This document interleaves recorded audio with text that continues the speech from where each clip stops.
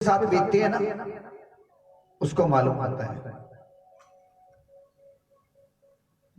ये बड़ी अद्भुत लीला है भगवान की। एक बार वृंदावन में क्या हुआ पता है? लड्डू गोपाल की कथा सुनाता हूं। वृंदावन में एक बंधु भागवत प्रेमी थे, ठाकुर जी के प्रेमी थे। उन्होंने नई गाड़ी ली और गाड़ी ले जाकर के वृंदावन चले गए परिवार से। मथुरा के पेड़ों का डब्बा ले लिया और लेकर के और डब्बे के ऊपर वो चाबी रख दी। चाबी रख के वहां के दरबार के जो वहां के बिहारी के दरबार के पंडित हैं उनको वो चाबी भी पकड़ा दी और डब्बा भी पकड़ा दी। ये कह के पकड़ाया कि चरणों को छुआ दो, भी चाबी चरणों तक पहुंच जाए और छू के मुझे दे देना। अब पंडित जनों ने सोचा कि चाबी भी हमें दे दी गई है, भगवान की चढ़ा दी गई और डब्बा तो चढ़ना ही था। अब उन्होंने वो डब्बा भी रख लिया और चाबी भी रख ली। थोड़ी देर उसने सोचा अभी देते हैं अभी देते हैं। अब वो गाय को देने वाले थे भाई। जय हो भैया। अब उन्होंने सोचा कि आज हर कोई वहां पता नहीं कौन क्या क्या चढ़ाता है श्रद्धा से। अब चाबी चढ़ गई। अब उसने चाबी मांगी, जाने का समय हुआ भाई, अब दर्शन बहुत हो गए, अब जाना भी तो है। महाराज वो मेरी गाड़ी की चाबी आपके पास है, भगवान जी के पास, वो आपने चरणों में चढ़ा दी। अरे चढ़ाई हुई चीज कोई वापस मांगता है क्या? कहां से आयो, पता नहीं तुमको? जैसे वो बड़े अपने तरीके से बोलते हैं महाराज। अब उसके पास कोई जवाब नहीं था। क्या कहता है? कहता महाराज जी मैंने तो चरणों में छुआने के लिए दी थी। कहने लगे जैसे भी दी थी वो तो चढ़ गई। अब उन्हें पंडितों का तरीका कहो या ठाकुर जी की कृपा कहो, अब वो तो चढ़ गई भगवान में। अब वो बेचारा मायूस होकर आके बैठ गया। मायूस होके आके बैठ गया।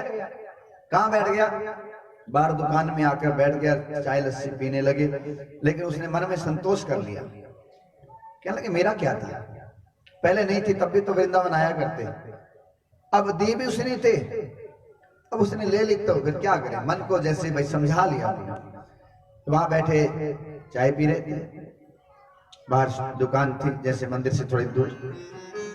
अब वो इतना सोच ही रहे थे तो हुआ क्या, एक छोटा सा बालक उनके पास आकर खड़ा हो जाता है और उसके हाथ में 2 डब्बे थे मिठाई के। वो एक चढ़ा के आए थे, उसके हाथ में 2 डब्बे मिठाई के थे। उसने कहा लो जी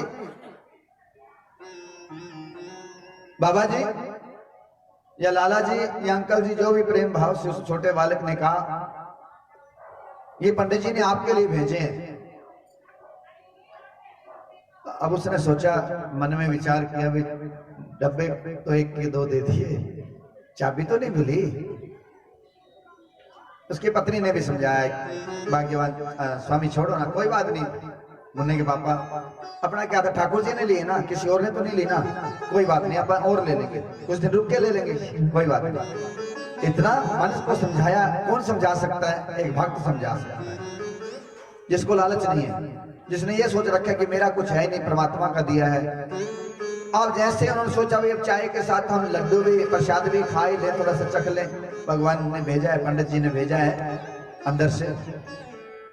जैसे उन्होंने वो डब्बा खोला, उसमें प्रसाद नहीं, उसके अंदर नोटों की गड्डियां पड़ी थी। बोलवा के बिहारी, नोटों की गड्डियां पड़ी थी।